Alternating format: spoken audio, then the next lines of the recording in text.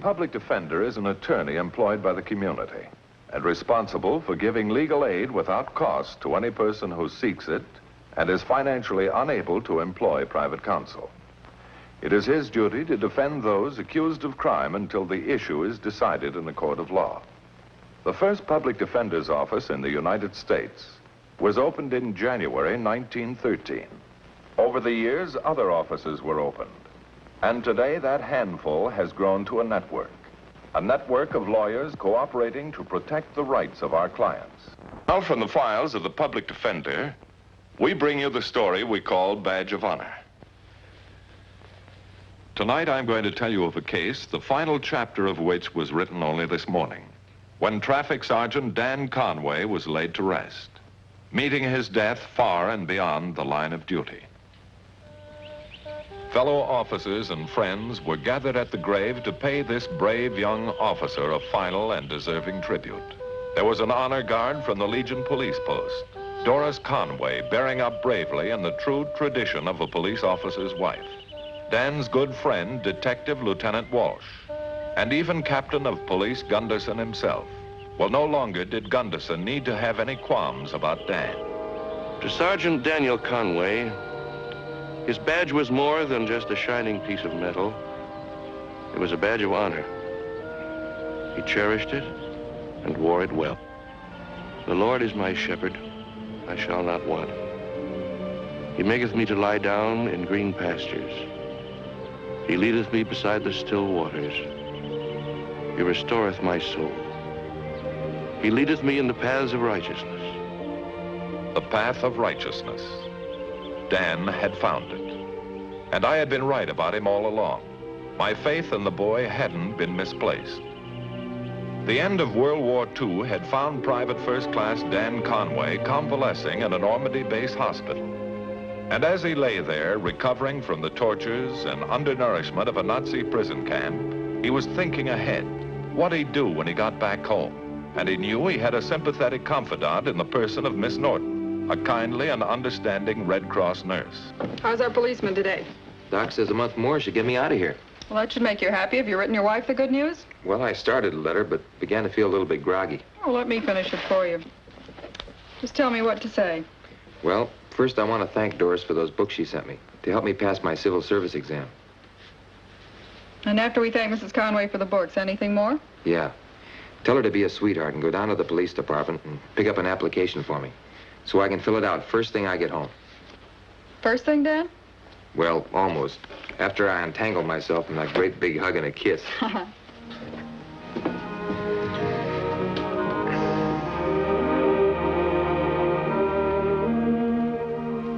Oh, I've been promising myself this for a long time. Me too. Say, honey, Yes, dear? where's that application blank? Now, Dan, Well, I don't want to lose any time. you've got plenty of time. I just found out last week that there won't be another examination until June 1st. 6 months? I'll be the first cop with a long gray beard. It'll tickle, but I'll still love you. Oh, Dan, Mr. Johnson phoned, wanted to know when you'd be out. You can have your old route back. Okay, but just until June the 1st.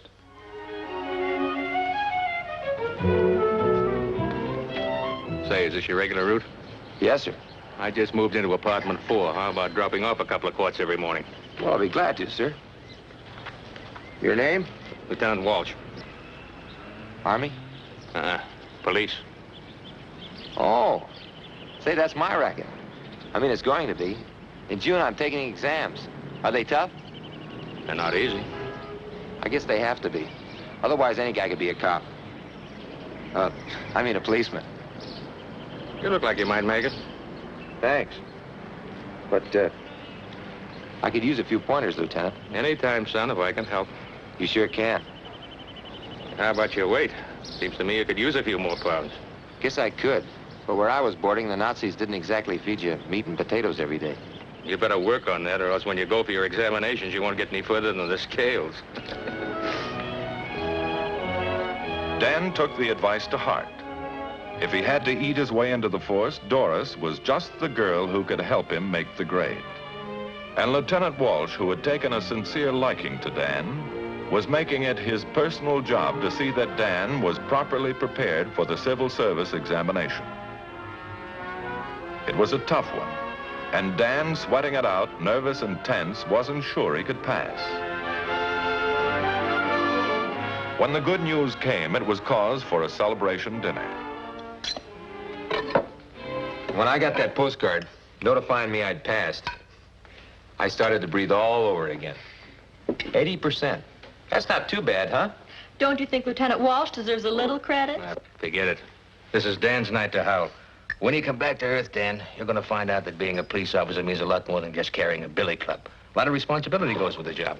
Maybe you ought to stick to your milk route, dear. Not me. Tomorrow morning, I'm giving the firm my notice. It's time enough for that, Dan. You're not a policeman yet. Oh, but I'm over the biggest hurdle. Rest should be a breeze. Well, there's still the oral exam. Get a line on your character and temperament. A psychiatric test.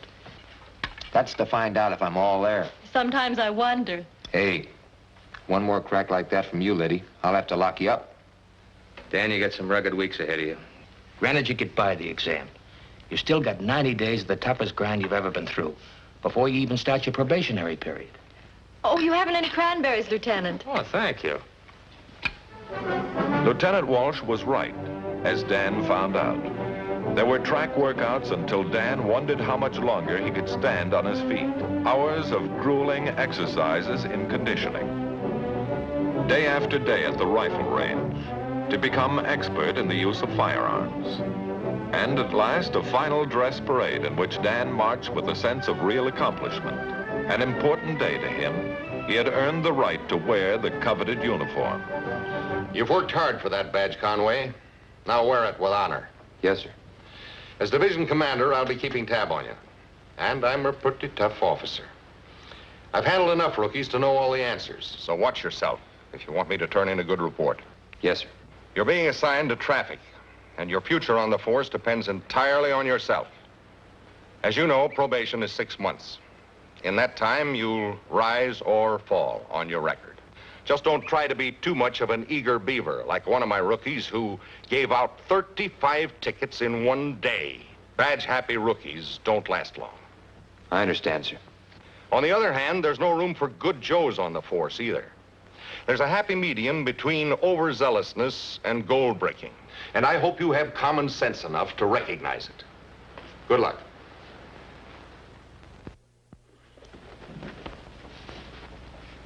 How'd it work, huh? Today's report. How you making out? 2 tickets. That's my whole day's work. I never saw so many well-behaved citizens. Don't try to force it, kid. You'll get your chance.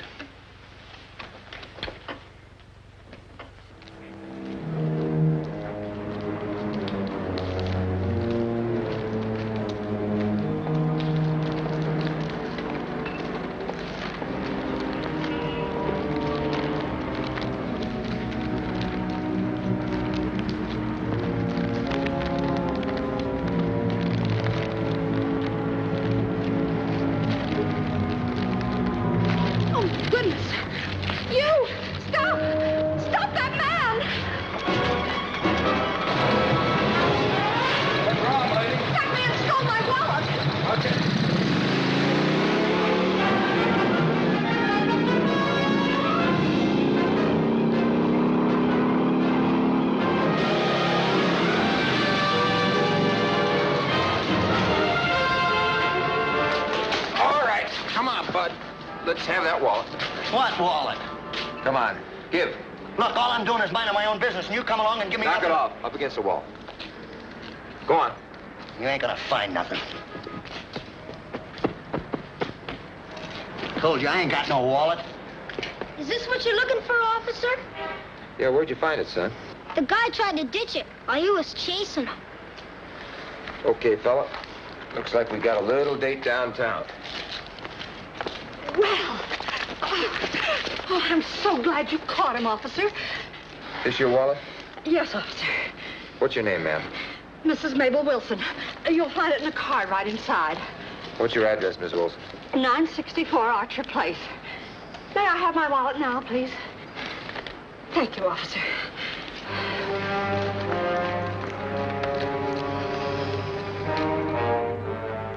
I wanted you to look over my report before Captain Gunderson sees it. This is the first big fish I've caught. Want to make sure everything's right. The kid who saw him ditch the wallet. You should have included his name. Yes, I know. I didn't get it. This boy's your key witness, Dan. You know you've got to get the names of everybody. Guess there's no excuse. I goofed it. Everything happened so fast. Before I knew it, the kid was away with his bike, and Too bad. Captain Gunderson doesn't miss a point. He's sure to call you on this. But look, Lieutenant, I've only got 2 hands. I had to make sure the suspect didn't get away. And then there was this lady asking for a wallet, Look, and she... Dan, I'm talking to you as a friend. There's no sense kidding you. Gunderson's gonna hop all over you. But the guy is guilty. I know he snatched it. It's up to a jury to decide whether he's guilty or not. You're just the arresting officer making a report.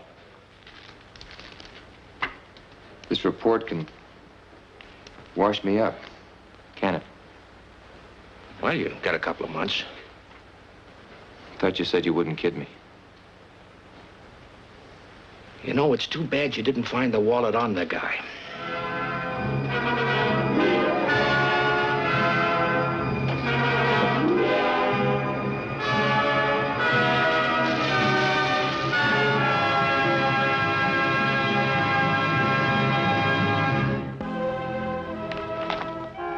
Is something worrying you, dear?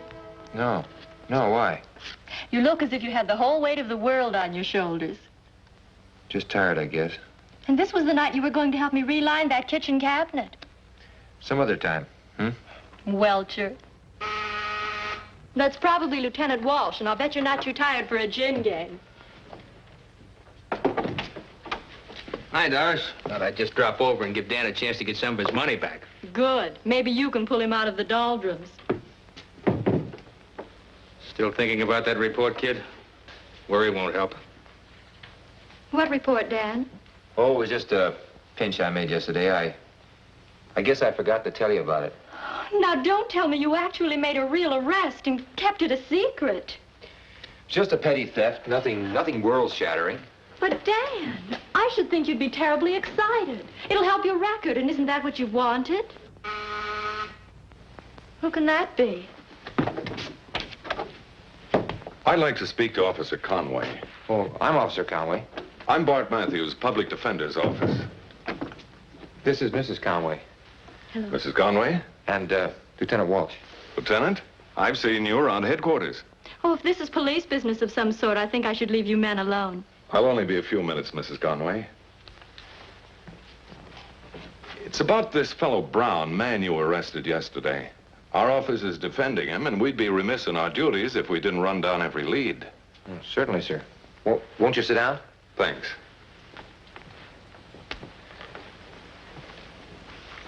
You know, I have to check with you, Conway. It's part of my job.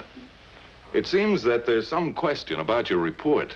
You mean there's something in my report that wasn't clear? Just a point I'd like to clean up. Now, you say you found the wallet on Brown when you frisked him. Brown says that isn't so. You got the wallet from a boy who passed by on a bicycle. Was there a boy, or did Brown make this story up out of whole cloth? It's all in my report, Mr. Matthews, just as it happened. There wasn't any kid. And that's the way you'll testify at the hearing? Yes, sir.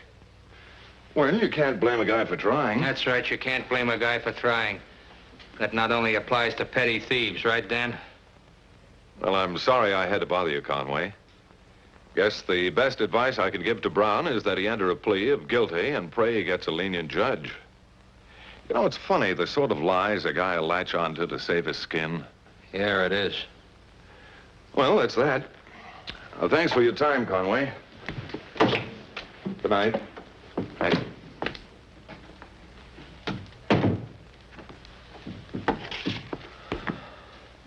I know what you're thinking, Lieutenant. Why don't you say it?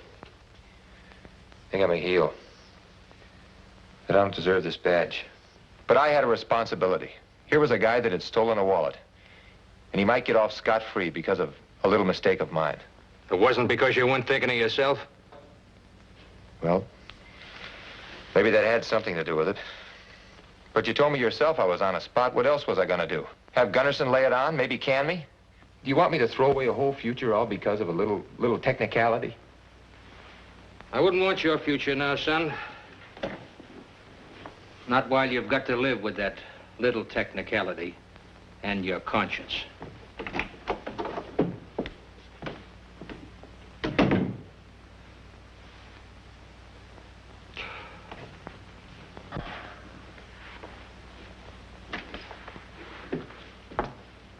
Where's everybody? Oh, I told Walsh I didn't feel like a game tonight. He left with Matthews. What did Mr. Matthews want? Nothing important. Just about that arrest I made yesterday. His office is defending the fella. They always question the arresting officer. Just routine stuff. You look beat, Dan. I just got a little headache, that's all. Sure? Yeah, sure. Then why not turn in? Make it an early night. What is it, dear? What's wrong? I'm not sure you'll understand, Doris. Haven't I always? Do you think you'd understand if I told you that I'm a fraud? That I don't deserve a badge? I don't believe it, Dan. You don't know what you're saying. Look, Doris, I've always given it to you straight, but this is going to be hard to take. When I made that arrest yesterday, I falsified a report. I falsified it deliberately.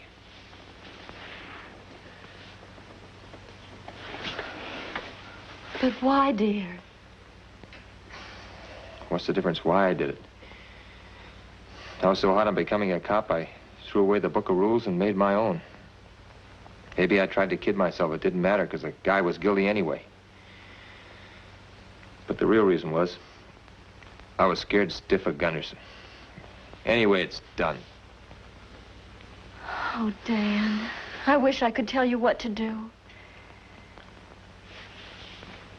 I know what to do, honey. Tomorrow morning, I'm going to see the public defender. I'm going to change my story.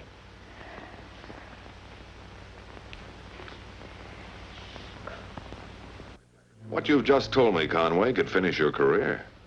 I realize that, sir. When do you plan to see Captain Gunderson? Right after I leave here, Mr. Matthews.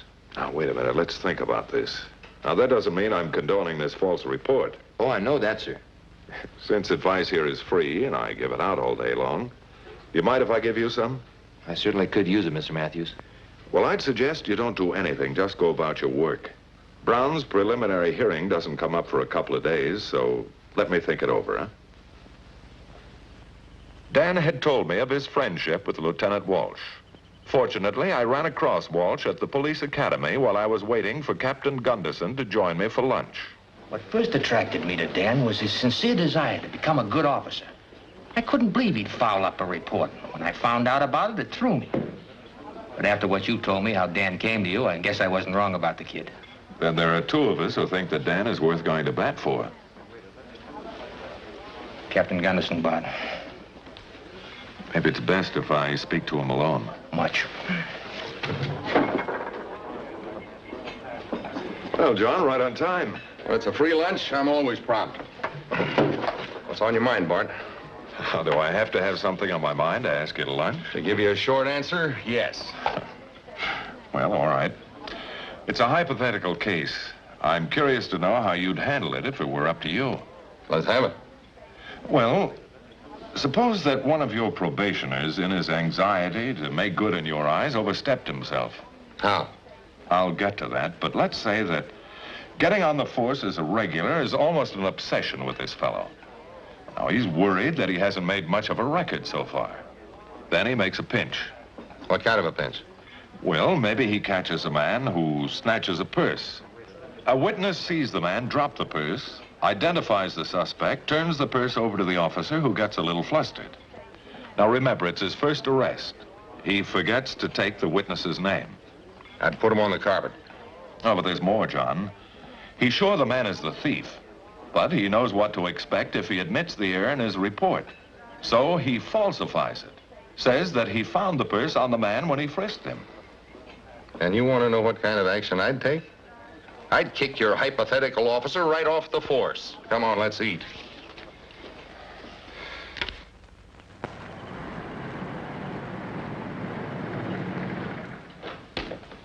Hi, Bart. Hello, John. I asked you to come over today because I've got a hypothetical case for you. Oh, yeah? Sit down. Suppose in my spot, you get a memo from the DA that a case has been dropped in which one of your probationers had made the arrest. Let's say a pickpocket suspect is being sent back to Omaha for jumping parole. You follow me? Sure. So you give a final check to the officer's report. Your probationer's first pinch. Now, certain facts ring a bell. Makes you think of a luncheon conversation you had. In other words, putting two and two together, you're sure the report was falsified. What would you do? Well, I'm sure I'd look into the circumstances first. Let's stop shadowboxing, Bart. We're both talking about Dan Conway. Evidently, he falsified his report. And if so, he ought to be washed out. I suppose so, John, if you just want to go by the rules. But if you knew the facts... The facts are he's been derelict in his duties. Why are you so interested in him anyway? If Dan has made a mistake, no one knows it better than he does. Oh, I agree with you. If a wrong has been committed, it should be punished. But he's had his punishment. A punishment much bigger than you could ever mete out. A tortured conscience. So tortured that he came to see me on his own. And he would have gone to see you if I hadn't stopped him. Voluntarily, he admitted to me that he falsified his report, even though he knew that no one would ever discover his lie if he chose to live with it. Now, it took a brave man to do that, John, a big man. It showed character and respect for the uniform. Keep him on the force, and I'll underwrite him. We need men like that. All right, Bart. I'm sold. Thanks, John. You won't regret it. Now get out of here, will you, before you talk me into promoting the guy to a sergeant. But seriously, Bart, we can't overlook this thing entirely. Suppose I recommend 30 days suspension. Don't you think 5 days would serve the same purpose? Now I know why you're such a good public defender. Thanks, John. When Dan finally became a member of the force, there was a celebration. You cut the cake, Dan. You know, this is one day I'll never forget. And I've got you to thank for it, Mr. Matthews. I suppose some people might think, why all the celebration? Just another cop. But you're a very special one to me, Dan. And Dan Conway became a very special one to all of us, with a very special place in our hearts. As we laid him to rest, we all remembered how he had worn his badge with honor for 7 years. Then, 2 days ago, as he was driving home, he noticed a car wildly careening down the highway. In a matter of seconds, it would collide head-on with a school bus. Deliberately sideswiping it on his motorcycle, Dan Conway saved the lives of a dozen school children and gave his own. Ready. Aim. Fire. Now. It's good to remember this story of Dan Conway. For too often we take for granted the courageous deeds of our police. The case you have just seen was brought to a fair and just conclusion through the efforts of a public defender.